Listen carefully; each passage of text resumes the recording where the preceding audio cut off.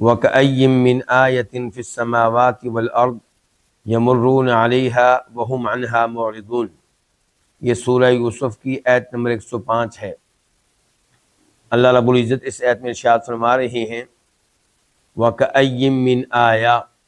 اور کتنی ہی نشانیاں ہیں۔ واو کا معنی اور کأین کا معنی کتنی ہی۔ وَكَأَيٍّ مِّنْ آیَةٍ، اور کتنی ہی نشانیاں ہیں، فی السماوات آسمانوں میں، والارض اور زمین میں، یمرون یہ گزرتے ہیں، علیہا جن پر سے، علیہا علا اور ہا، علا پر اور ہا یہ ضمیر جا رہی ہے آیتن کی طرف، جن نشانیوں کے اوپر سے گزرتے ہیں، جن نشانیوں کے پاس سے گزرتے ہیں۔ وہم واو حالیہ ہے، حالانکہ جب کہ ہم یہ عنہا ان سے، کن سے؟ ان نشانیوں سے، معرضون اعراض کرنے والے ہوتے ہیں۔ اللہ رب العزت نے یہاں پہ تذکرہ کیا ہے اس بات کا کہ کائنات میں اللہ کی طرف سے بہت سی نشانیاں ہیں جن سے پتہ چلتا ہے اللہ کی توحید کا کہ اللہ ایک ہی ہے،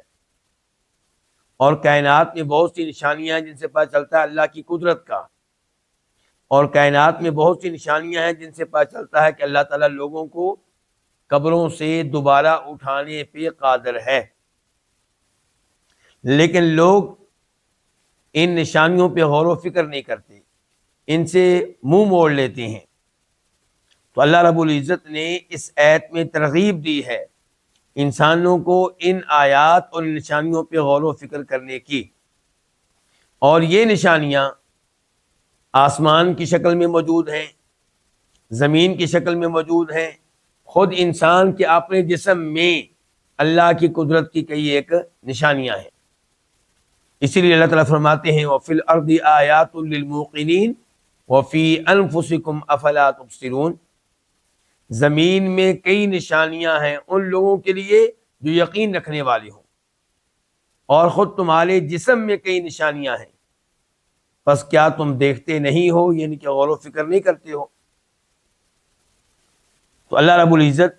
ان نشانیوں پہ غور و فکر کرنے کی دعوت دے رہے ہیں۔ آپ ذرا اس آیت پہ غور کر لیں، افلا ينظرون الى الابل كيف خلقت والى السماء كيف رفعت والى الجبال كيف نصبت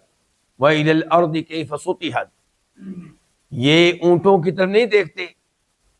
کہ کیسے ان کو پیدا کیا گیا ہے، یہ آسمان کی طرف نہیں دیکھتے کہ کیسے آسمان کو بنایا گیا ہے، اٹھایا گیا ہے، اور بغیر ستونوں کے یہ آسمان قائم ہے، یہ زمین کی طرف نہیں دیکھتے کیسے اس کو بچھا دیا گیا ہے، انسان کو اس کا کنارہ ہی نہیں ملتا، یہ پہاڑوں کی طرف نہیں دیکھتے کیسے ان کو زمین میں نصب کر دیا گیا، گاڑ دیا گیا ہے، یعنی کہ ان کا آغاز زمین کے اندر سے ہوتا ہے اور اٹھان کہاں تک جاتی ہے، بلندی کہاں تک جاتی ہے۔ تو یہ آسمان پہ غور کرنے تو ایک نشانی، ورنہ آسمان پہ غور کرتے چلے جائیں تو آسمان میں کئی نشانیاں ہیں،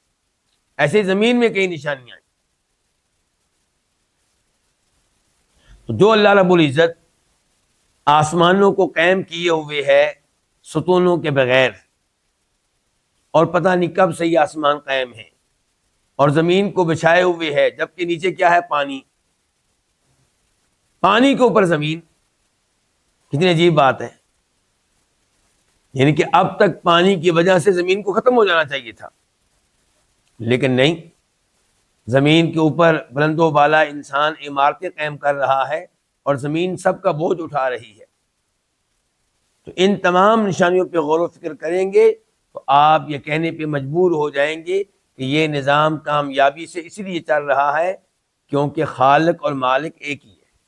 دو نہیں ہے۔ جب ایک ہے تو عبادت بھی ایک ہی کرنی چاہیے۔ جب آپ ان نشانیوں پہ غور کریں گے تو آپ اس نتیجے تک پہنچیں گے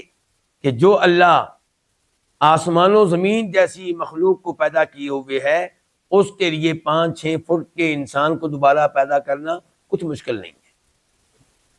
لَخَلْقُ السَّمَاوَاتِ وَالْأَرْضِ أَكْبَرُ مِنْ خَلْقِ النَّاسِ وَلَكِنَّ أَكْثَرَ النَّاسِ، لا یعلمون، آسمان و زمین کو پیدا کرنا انسان کو پیدا کرنے سے بڑی بات ہے، لیکن اکثر لوگ جو ہیں وہ علم نہیں رکھتے۔